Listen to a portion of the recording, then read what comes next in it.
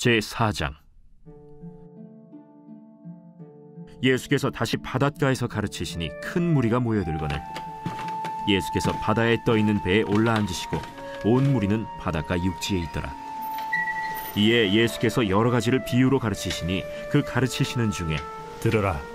씨를 뿌리는 자가 뿌리러 나가서 뿌릴새 더러는 길가에 떨어짐에 새들이 와서 먹어버렸고 더러는 흙이 얕은 돌밭에 떨어짐에 흙이 깊지 아니하므로 곧 싹이 나오나 해가 돋은 후에 타서 뿌리가 없으므로 말랐고 더러는 가시떨기에 떨어짐에 가시가 자라 기운을 막음으로 결실하지 못하였고 더러는 좋은 땅에 떨어짐에 자라 무성하여 결실하였으니 30배나 60배나 100배가 되었느니라. 들을 귀 있는 자는 들으라.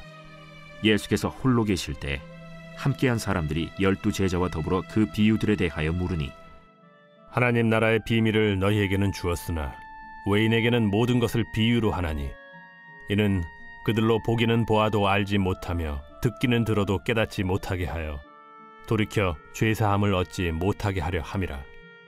너희가 이 비유를 알지 못할진대 어떻게 모든 비유를 알겠느냐. 뿌리는 자는 말씀을 뿌리는 것이라. 말씀이 길가에 뿌려졌다는 것은 이들을 가리킴이니 곧 말씀을 들었을 때 사탄이 즉시 와서 그들에게 뿌려진 말씀을 빼앗는 것이요 또 이와 같이 돌밭에 뿌려졌다는 것은 이들을 가리킴이니 곧 말씀을 들을 때 즉시 기쁨으로 받으나 그 속에 뿌리가 없어 잠깐 견디다가 말씀으로 인하여 환난이나 박해가 일어나는 때에는 곧 넘어지는 자요 또 어떤 이는 가시떨기에 뿌려진 자니 이들은 말씀을 듣기는 하되 세상의 염려와 재물의 유혹과 기타 욕심이 들어와 말씀을 막아 결실하지 못하게 되는 자요 좋은 땅에 뿌려졌다는 것은 곧 말씀을 듣고 받아 30배나 60배나 100배의 결실을 하는 자니라.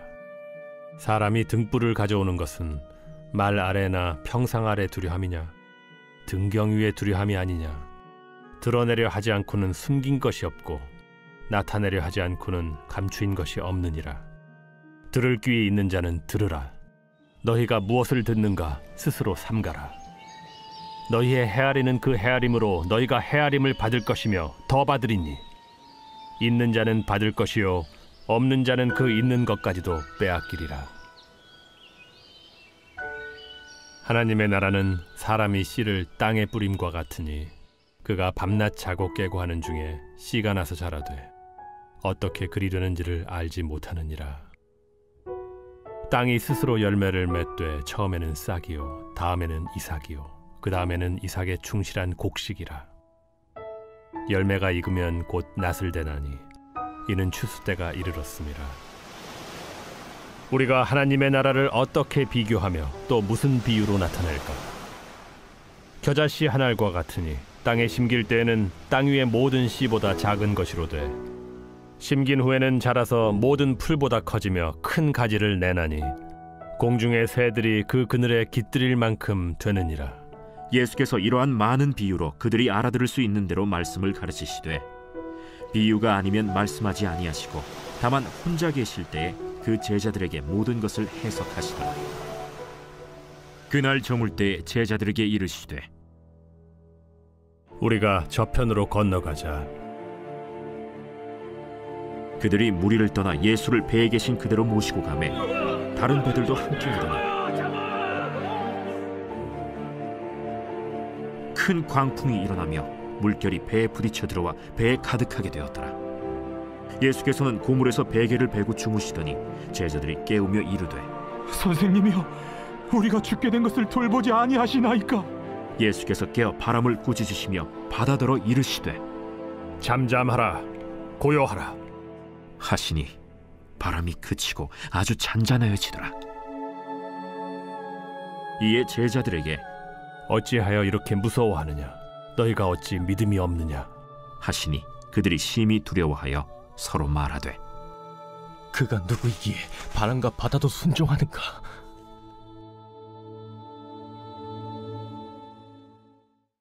마가복음은 예수님의 비유나 가르침보다는 예수님의 행적 중심으로 기록된 복음서입니다. 그런데 마가복음 4장은 달라요. 예수님의 비유 중심으로 기록이 되어 있습니다. 예수님은 오늘 세 가지 비유를 드시는데 재밌는 것은 세 가지가 다 씨앗 관련한 비유라는 것입니다. 1절에서 20절에는 네 가지 밭에 떨어진 씨 비유이고 26절에서 29절은 씨가 자라나는 비유고 그리고 30절에서 32절은 겨자씨 비유가 등장하고 있습니다. 예수님이 이렇게 비유로 하나님 나라에 대해 설명하신 이유가 있습니다. 그것은 마음을 닫아 이해하지 않으려 하는 불신자들에게는 의미를 감추시고 깨닫고자 하는 갈망하는 자들에게는 의미가 드러나게 하기 위함이라고 하세요. 여러분, 하나님 나라의 중요한 법칙이 하나 있습니다. 갈망하고 원하는 자에게는 그 마음에 비례하여 더 부어지고 더 열린다는 것입니다. 천국은 침노하는 자의 것이라 하셨어요. 오늘도 주를 갈망하고 주님을 기대하며 살면 우리 주님은 그것을 아십니다. 자, 비유 이야기를 하자면 예수님은 네 가지 밭에 떨어진 씨에 대하여 이야기하십니다. 씨는 하나님 말씀이고 밭은 우리의 마음이라 하셨지요. 어떤 이는 마음밭이 길가 상태처럼 전혀 관리가 안 돼요. 말씀이 뿌려져도 사탄이 와서 그 말씀을 빼앗아가는 수준에 있는 이가 있습니다. 또 어떤 이는 마음밭이 돌짝밭이라 씨는 떨어져서 심겨지지만 뿌리가 내리지 못하고 환란이 일어나면 곧바로 흔들리는 그런 수준의 사람이 있습니다. 또 어떤 이는 가시떨기밭과 같은 마음 수준이라 온통 세상의 염려와 유혹에 막혀서 믿음이 자라지를 못하는 수준이 있다는 겁니다. 그러나 좋은 밭, 좋은 땅이 있다고 하셨어요. 이 땅에는 말씀이 뿌려지면 30배, 60배, 100배의 열매를 맺는다는 것입니다. 여러분, 예수님은 이 비유를 왜 들으셨을까요? 먼저는 말씀을 듣는 우리에게 좋은 밭이 되어야 한다는 것이죠. 그 귀한 하나님의 말씀이 뿌려져도 우리의 마음이 가꾸어지고 준비되어지지 않으면 그 말씀은 역사하지 못합니다. 말씀에 반응하는 우리의 삶을 통해서 아름다운 열매가 맺어지는 것이지 그 말씀을 듣고 머리에 넣는다고 그대로 있으면 아무리 하나님의 말씀이라도 우리 삶에 역사가 없음을 알려주시는 것이지요. 그런데 그뿐만이 아니에요. 네 가지 밭에 떨어진 씨 비유는 사실 씨를 뿌리는 그 행위 자체에 초점을 두고 읽어봐야 합니다. 농부가 씨를 뿌리면 어떤 씨는 길가에 떨어지는 씨도 있어요. 어떤 씨는 돌짝밭으로 넘어가는 씨도 있습니다.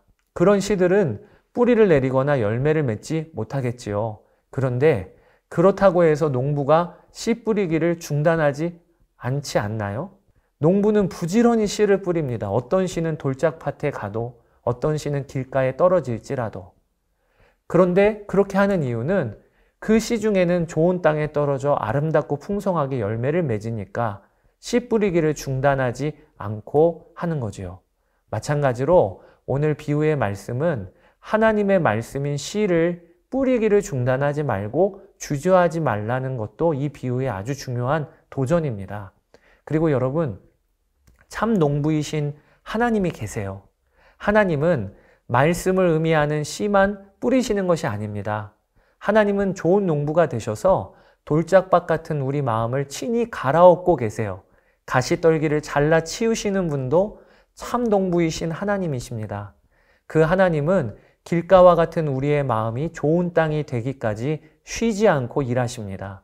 이처럼 우리 또한 씨를 뿌리는 일을 중단하지 말고 하나님을 본받아 복음 사역을 하면 반드시 좋은 땅에 심겨진 씨앗이 열매 맺는 날이 올 것이다. 이것이 아주 중요한 메시지이기도 해요. 이것은 다른 씨 비유에서도 마찬가지입니다. 26절부터 29절에 보면 하나님의 나라는 사람이 땅에 씨를 뿌린과 같으니 그가 밤낮 자고 깨는 중에 씨가 나서 자라되 어떻게 그리 되었는지를 알지 못하니라 말씀하셨어요. 이 비유에서 농부는 씨를 뿌리고 밤낮 자고 깬다고 했습니다. 잠자는 시간에는 그 농부는 하나님께 맡기고 그리고 잠을 자는 거예요. 그런데 그 농부가 뿌린 씨앗이 자고 일어나 보니 어느새 자라나는 것입니다. 그러니 농부가 해야 할 중요한 일은 무엇입니까?